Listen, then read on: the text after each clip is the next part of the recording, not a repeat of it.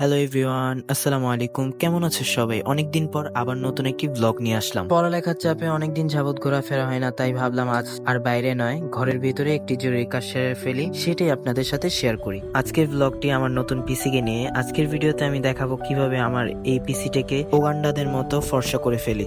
আমার কিবোর্ড পিসি ধুলা পড়ে একদম অবস্থা খারাপ। আমার কাইল্লা সানগ্লাসটারও বাদ দেয় নাই ধুলায়। কেসিংটা খুলনের আগে এই যে দেখুন, ফ্যানের উপরে জাল্লিটা কত ধুলি জমছে, আর ইতারা তো বাতাস ঢুকনে রাস্তা বন্ধ করিয়ে ফেলাইছে। প্রথমে পিসিকে শাটডাউন দিতে হবে, এই কাজটা খুবই জরুরি, না হলে কিন্তু ঝামেলা হবে। শাটডাউন দিলাম। এরপর সুরক্ষার জন্য মেইন পাওয়ার সহ সব কেবল খুলে পিসিকে সম্পূর্ণ আলাদা কইরা দিতে হইবে। এখন কেসিং ডারে আস্তে আস্তে খুলতে আসি, দেহি কোন হানে কি লুকাইয়া রইছে।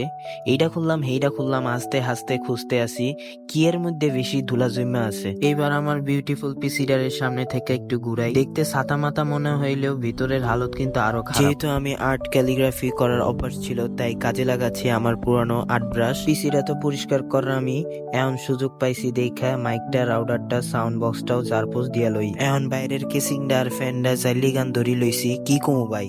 আই এখন ফ্যানডা গ্লাসটা হগলা একবারে টলটলা বানায় দিই। মাদারবোর্ড ব্রাশ করার সময় খুব সাবধান, আলতো করে ডলা দিবেন, মনে রাখবেন কোনোভাবেই যেন কোনো নাজুক তার বা ছোট পার্টস নড়ে না যায়। আলহামদুলিল্লাহ, এবার আমার সোনার টুকরা পিসিটারে তার আসল সিংহাসনে বসাই। অনেকক্ষণ মাটিতে আছিল, যা বাবা আরাম কর। এখন আরামের কথা বইলা নিজে আরাম করা শুরু করে দিলাম। তারপর আবার মনে পড়লো আমার তো সব সেট আপ করতে হবে, তাই আবার উঠে পড়লাম। 1 2 3, এইবার লাইন চালু। চল বাবা, নতুন জীবন পাইছস, এখন আর স্লো হইলে খবর আছে। মনে রাখবেন, শুধু পিসি নয়, আমাদের জীবনে অলসতার ধুলা জমে। যেমন পিসি পরিষ্কার করলে গতি বাড়ে, তেমন মনের ভিতরের ধুলা সরালে সাফল্য নিশ্চিত।